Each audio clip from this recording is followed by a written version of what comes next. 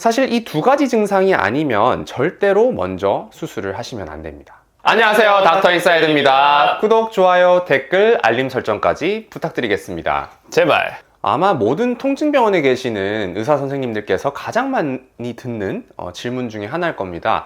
허리 디스크 이 정도면 수술을 해야 되는지 많이 물어보실 텐데요. 오늘 이 영상만 보시면 깔끔하게 정리가 될 수 있도록 설명을 해드리겠고요. 선생님 혹시 한번 그 환자 역할 해주시겠어요? 네네. 선생님, 허리가 너무 아파서 왔는데요. 다른 병원에서는 수술하라고 얘기를 하시던데, 이거 수술을 꼭 해야 되는 건가요? 누굴 따라한 건지 모르겠는데. Nope.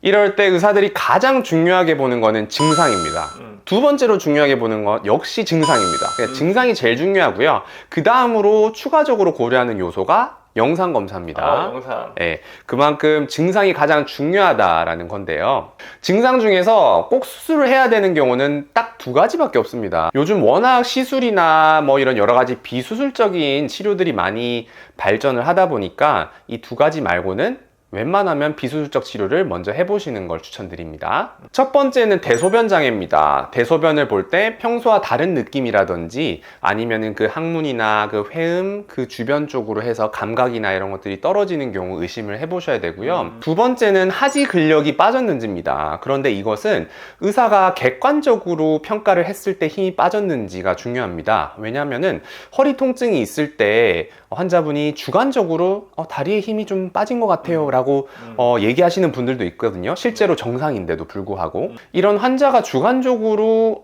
호소하는 힘 빠짐 증상이 아니라 객관적으로 힘이 빠졌는지를 봅니다. 주로 병원에서 루틴으로 아마 허리 통증이 있으신 분들은 이런 검사를 하실 건데요. 허리 디스크가 있을 때 가장 많이 힘이 빠지는 곳이 발목하고 발가락이거든요. 양쪽을 다 비교를 합니다. 그래서 발목 올려보세요. 그래서 이렇게 힘을 주게 해보고요. 그 다음에 양쪽 엄지발가락 올려보세요. 해서 엄지발가락 올려보게 하고, 그 다음에 발목 내려보세요. 쭉 내려보시고. 이렇게 세 가지를 보통 병원에 가면은 많이 하게 될 겁니다. 이 세 가지 중에 뭐 한두 가지에서 힘이 빠지면은 정말 객관적으로 힘이 빠지는구나 라고 평가를 하게 됩니다. 사실 이 두 가지 증상이 아니면 절대로 먼저 수술을 하시면 안 됩니다. 근데 보통 디스크의 메인 증상이 허리 통증이잖아요. 그러면 이제 허리 통증만 있는 경우에는 수술을 안 한다는 뜻이네요? 무조건 안 한다는 틀렸고요. 그러니까 반은 맞고 반은 틀리다라고 볼 수 있을 것 같아요. 예를 들어서 처음에 막 허리가 막 삐끗해가지고 아플 때, 혹은 염좌? 담에 걸렸을 때 바로 수술을 하나요? 안 하죠. 안 하잖아요. 그냥 충분히 막 비수술적 치료, 예를 들어 뭐 약물 치료나 뭐 물리 치료 이런 여러 가지를 해보고도 안 되면 그때 나 정말 수술해야 되는 거 아니야?까지 고민을 하게 된단 말이죠. 그래서 실제로도 국가에서 정해주는 디스크 수술의 급여 기준이라는 게 있습니다. 그러니까 이럴 때는 디스크 수술을 하세요라고 국가에서 정해놓은 기준이 있는데요. 보시면 4에서 6주 이상의 보존 치료에도 증상 호전이 없이 일상생활에 제한이 심한 경우라고 명확하게 명시가 되어 있어요. 쉽게 말해서 한 달에서 한 달 반 정도 충분히 비수술적 치료, 가령 뭐 물리치료, 약물치료, 주사치료, 통증이 심한 경우에는 시술까지도 해보고도 안 되면 그때 수술적 치료를 고려하라라는 얘기죠.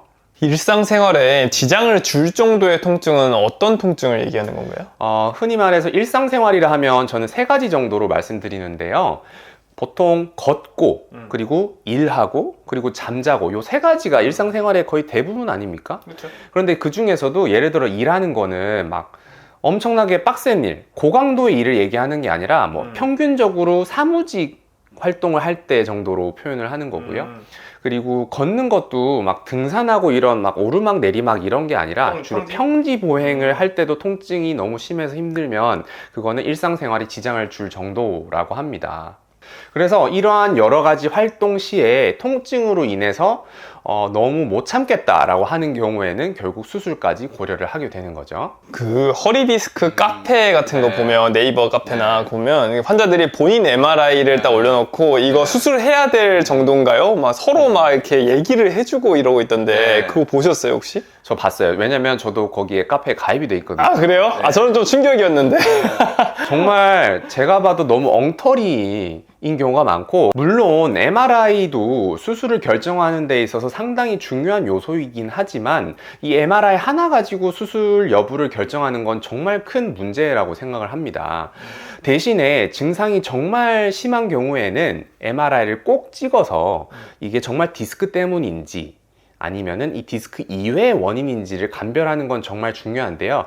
아까도 얘기했지만 수술의 가장 기본이 되는 것은 증상입니다. 그래서 이런 통증이나 이런 것들이 심하신 분들은 막 이런 카페 같은 데 올려서 서로 교류를 하거나 하지 마시고 꼭 병원에 그 CD를 가져가셔서 자문을 구하시는 게 훨씬 더 좋으실 겁니다. 마무리로 한 말씀만 더 드릴게요. 허리 디스크에 있어서 수술보다도 훨씬 더 중요한 거는 평소 자세와 운동입니다.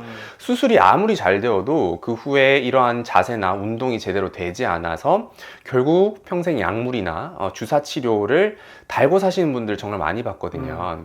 그래서 수술이 다가 아니다라는 걸 꼭 명심하시고 네. 앞으로도 허리 디스크의 좋은 자세, 좋은 운동을 위해서 열심히 해주시면 좋을 것 같습니다. 네. 이상으로 마칠게요.